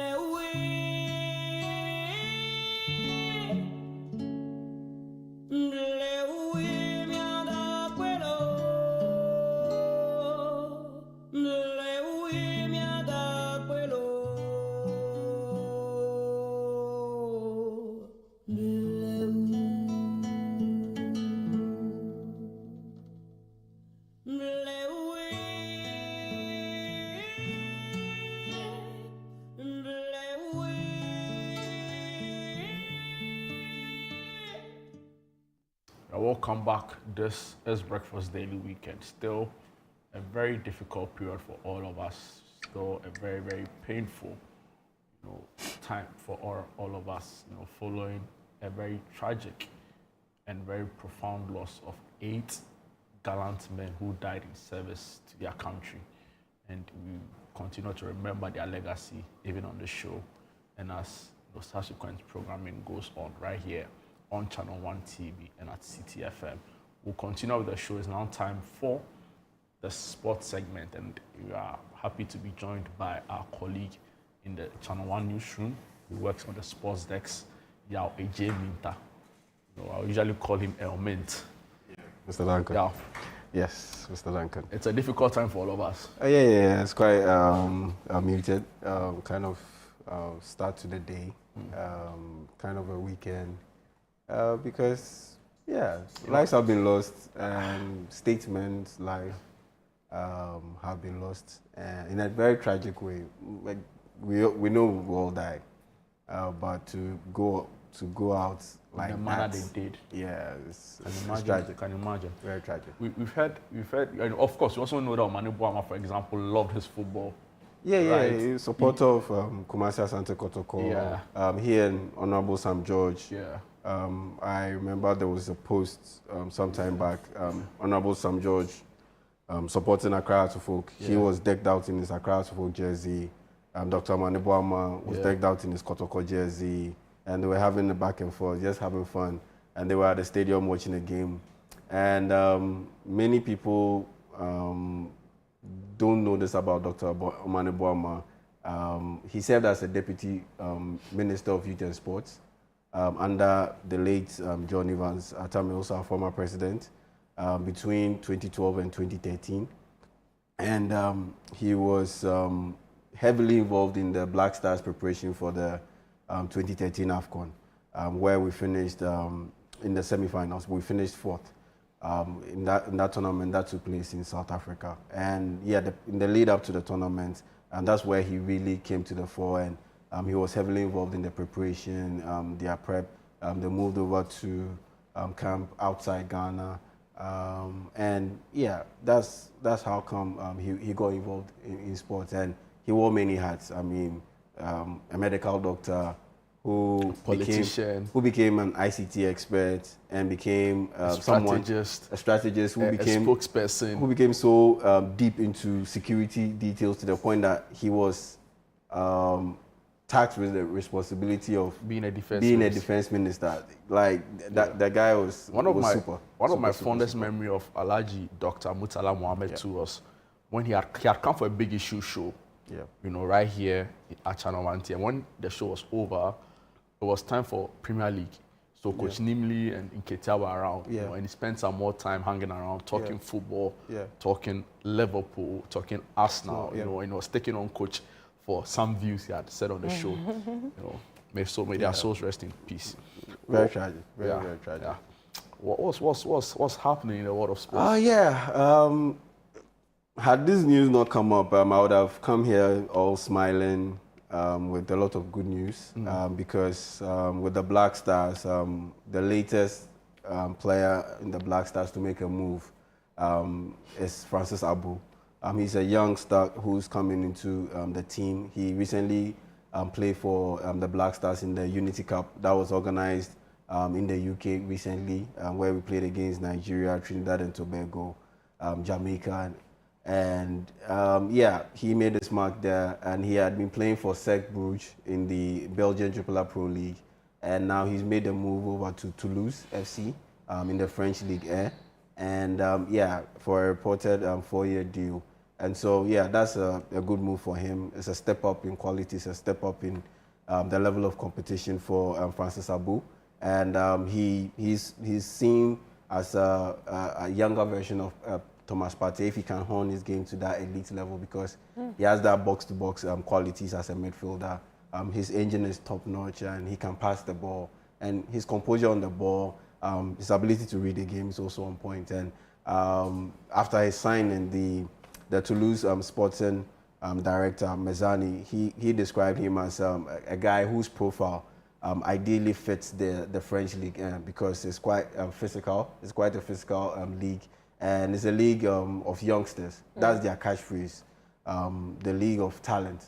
And so if you are not that speedy, if you are not that fast, you tend to struggle competing in the French league, particularly if you are a midfielder. And so, Francis Abu has made a move from Cercle Bruges in the Belgian Pro League he's moved over to France, and it looks like France once again is recapturing its image as a stepping stone for our Black Stars, youngsters coming in there. You know, earlier in the off season, Osman Ibrahim also moved over from Feyenoord to AJ Oxer to join the likes of Elisha Owusu and Gideon Mensah in there. And so, yeah, congratulations to Francis Abu on making that move. Yeah, wish him very well in this stage of his career. But I also know Thomas Partey made a move, right? Yes. Like I said, had it not been for the tragic loss of our ministers and servicemen, yeah, I would have come here all smiling because of the news that broke that Thomas Partey has officially joined Villarreal. I understand the fans aren't too happy about it. it. Yes. Some of the supporters of Villarreal have lodged their protest, their displeasure against the move. And like right behind me, you can see the statement that Villarreal issued right after they made the announcement that Thomas Partey is now a Villarreal player. And interestingly, I think they are taking a measured approach because you go to their official website, there's no announcement of the deal. There's no picture of Thomas Partey in there. And even on their X handle, Twitter handle, there was just one image of Partey. That was it.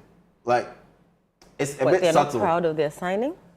Yeah, I wouldn't say they're being careful because he has a case. They are being careful because of the legal issues. Because Thomas Partey earlier this week made his appearance at the Westminster Court in London on August 5, and he was granted bail. And as part of the bail conditions, he is allowed to continue with his football career. Yes, this is the picture I was referring to. Okay. This is the only picture on their Twitter account, and this, you don't find any picture of Thomas Partey on their website. You don't find any news regarding Thomas Partey signing on their website. So they are taking a measured approach because earlier this week he made an appearance at the Westminster Court and he was granted bail, where he can play. He can continue to play football, but there are some conditions that he has to meet. So now that he's relocated to Spain, he has to inform the London Metropolitan Police about his movement and all. And he's not allowed to make contact with any of the women who are involved in the case because he's been officially charged with 5 counts of murder involving 2 women. Rape. 5 counts of rape involving 2 women. And 1 count of sexual assault involving another woman. So that's 3 women. Right. And so he's not allowed to make contact with any of them. And yeah, on top of that, he said to make another appearance in court on September 2. And so, yeah, this issue, it looks like it will drag on for a bit. But Villarreal, their stance is pretty clear that until he's proven guilty, he is their player. But even with that, they are dumbing it down a little bit because you don't see Partey's images splashed all over their website, all over their Twitter accounts. You don't see any of that. They are taking a bit of a subtle approach. Is this a good move for him? Oh yeah, it's a very good move for him because. Do you think he has the clear head to play? I think so because look, he had been dealing. We didn't know that he had been in and out of the London police a couple of times. A couple of times because he had been on bail for I believe 7 times during this period between 2022 and 2025, and he was still playing at a high level. So I think mentally wise, I think he's resilient enough to be able to deal with this because at the end of the day, his lawyers are handling it and. The fact that this move has come through, honestly, I didn't expect him to get a move to a club like Villarreal at this juncture, more or less like a month after the whole charges were leveled against him. And so for him to be able to get to play in Spain, where he's very, very comfortable. Does it speak to his quality? You know, the fact that a club like Villarreal want to recruit. Like I always say, be undeniable. They can hate you, they can loathe you, they can have disdain for you, but they cannot deny your ability to produce. And once you're able to produce, you always get the benefit of the doubt, slight benefit of the doubt. And so he getting the chance to go back to Spain. He's most comfortable in Spain. speaks fluent Spanish, Oh, very really? comfortable. He speaks Spanish? He speaks Spanish, very fluent Spanish. He's comfortable there. And the fact that you get to play for Villarreal, it's not a bottom-feeding club. It's a club that finished fifth in the Spanish La Liga last season, a couple of years back. back. The Champions they League, won the Europa League. They're in the Champions League. You get to play in the Champions League. And so I think the only bit is about the fact that in the lead up to these legal issues, he was inching towards either re-signing with Arsenal or making a move back to Spain and likely joining a Barcelona or Atletico Madrid, which are teams with higher profiles than Villarreal. Right. But Villarreal is not a shabby club. It's not a shabby option. Many and thought so, he should have I think gone it's a good. Some thought he should have gone to the UAE, and go make a couple bucks.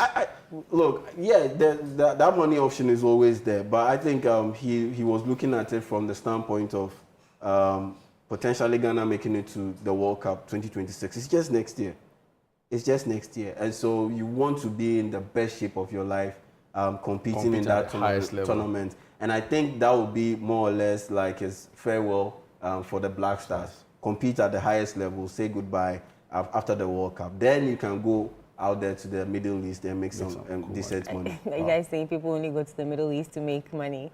Is that like a retirement option? More or less. When you're about to go on retirement? More or less. But now the Saudis are trying to change it. And that's why they are targeting youngsters these days, the likes of Gabriel, Viega and co. And so, we'll see. We'll see how things go. And we are hoping for the best for Thomas Partey. But this is a little bit of good news for him. This is a little bit of good news for him because it looked gloomy. It really looked gloomy last month when the news broke off. But it's better now. It looks a little bit better now. Man United have a new stadium? No stadium, a refurbished training facility. But they didn't touch the stadium. No, they didn't touch the stadium. The stadium has been dealing with leakages, mice infestation. They say vulture and things all day. No, vulture no days. Vulture no days. It's mice infestation. I hear vulture. I hear if you did it, so vulture will come sit next to you. It's mice infestation and roof leakages. And scorpion. No, scorpion is not part. I'm sure I'm telling you. Behind me is the refurbished training facility at Carrington. That's the Man United training facility. And it's good news for Man United. They are also in the market for the guy who is right behind me, Benjamin Sesko. He's very, very close. And coming into the studio, I understand that he's likely to be unveiled as a Man United player later today. And so good news for Man United. Interesting. Good news for Man United. Where are Sesko and Baleba? You also know they want to buy Baleba, the Brighton player. Yeah. How do these two transform United? We don't even know it to begin with. How did these two transform United? We are running out of time, so I'll do it quickly. One for Benjamin Sesko. Man United, he's a forward. Man United scored 44 goals last season in the Premier League. Think about it. There are 38 games in the Premier League that each Premier League team plays. 38 games, and Man United scored 44 goals in the Premier League. This is Man United. They played 38 games in the Premier League and they scored 44 goals. An average of 1.2 goals that or 1.1. That is beyond terrible. And it's crazy when you think about it from the standpoint of Bruno Fernandes created the most chances in the Premier League last season.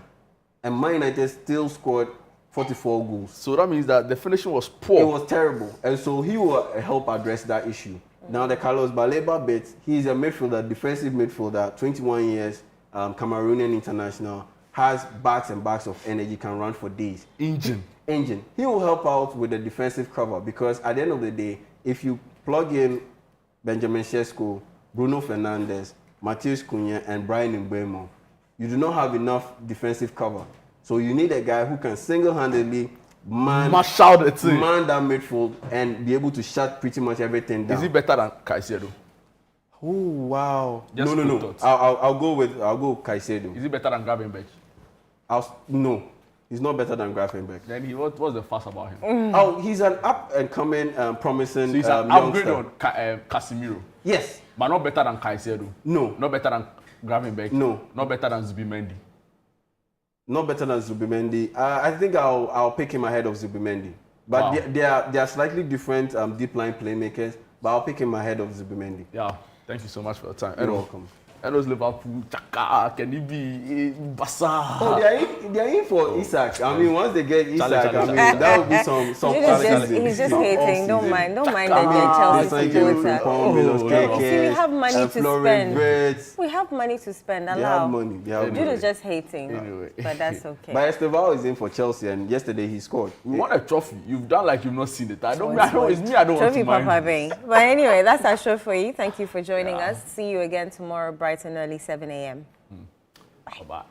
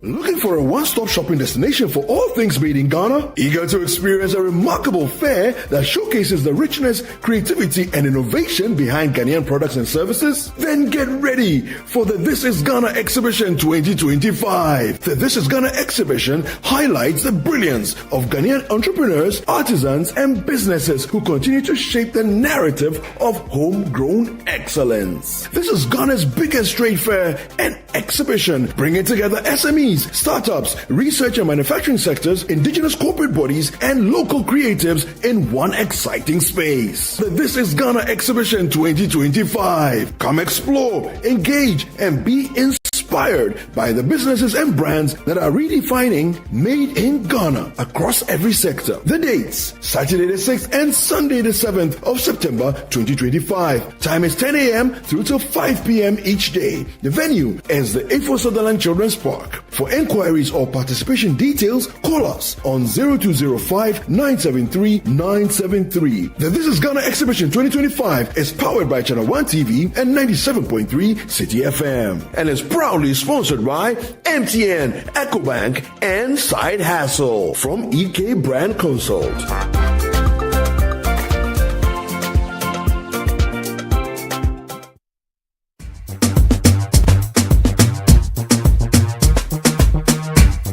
August 17th, history, tradition, heritage, and football collide in the heart of Accra. Get ready for the 2025 Best Manche Homo Peace Charity Cup live at the Accra Sports Stadium. It's defending champions Accra Tabok against the fearless challengers Thunder Hearts of Lions. It's Sunday afternoon football like never before. Kickoff time, 5 p.m. This isn't just a match. It's a celebration of culture, a call for peace, and a commitment to youth development and unity. Book your seat now. Dial *713*33*44# to secure your ticket instantly. You can also grab your tickets at the gates on the match day. Ticket prices: Gamashi Special 5 cedis, Popular Stand 10 cedis, Center Line 20 cedis, VIP 100 cedis, VVIP 200 cedis. Let's fill the Accra Sports Stadium. Let's celebrate Ghana. Expect football Expert music, expert culture. Be part of the magic this 17th August at the Accra Sports Stadium. Powered by One World Sports Management. Produced by IMAX Media, Max TV, and this game will also be live on GH1 TV and Channel 1 TV. The Gbese Manche Peace Charity Cup Match 2025, where football meets tradition. The Homo Charity Cup Match is in partnership with the NYA. Igniting potential, inspiring change. Sponsors, Stanbic Bank. Media partners.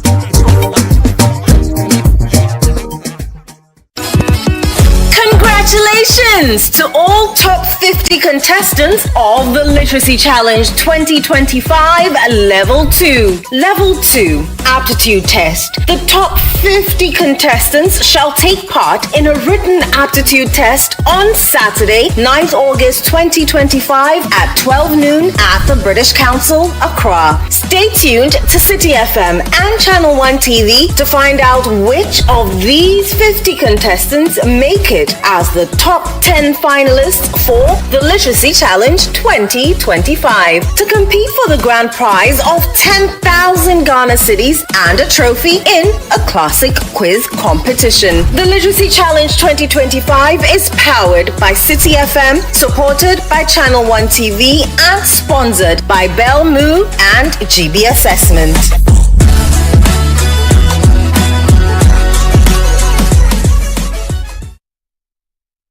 In a world filled with challenges, we all need guidance, hope, and a lifeline to anchor us. This is Lifeline, and I'm your host, Fred Crunchy Mensa. From social issues, relationship challenges, and family matters, Lifeline is here to inspire, uplift, and guide you on your journey. Where we give you support, where we hold your hand through the valley and through the thick and thins of life. Join Bishop Fred Crunchy Mensa. I welcome you especially to Lifeline.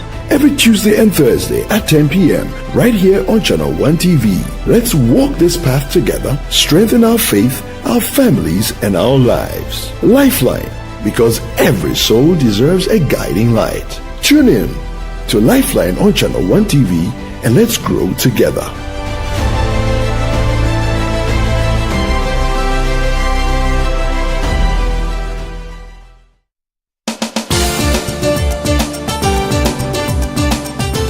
Nation full of questions, where truth often hides behind noise, one show dares to ask what truly matters face to face. With fearless clarity and a quest for accountability, host Marusanda Amadou sits down with the movers and shakers of politics, governance, society, and business, confronting the issues that define our national conversation. The party itself has said that whenever you are in opposition, you should choose flag bearers early. So what you are trying to tell me is that you want somebody who is going out to come and select a leader for you.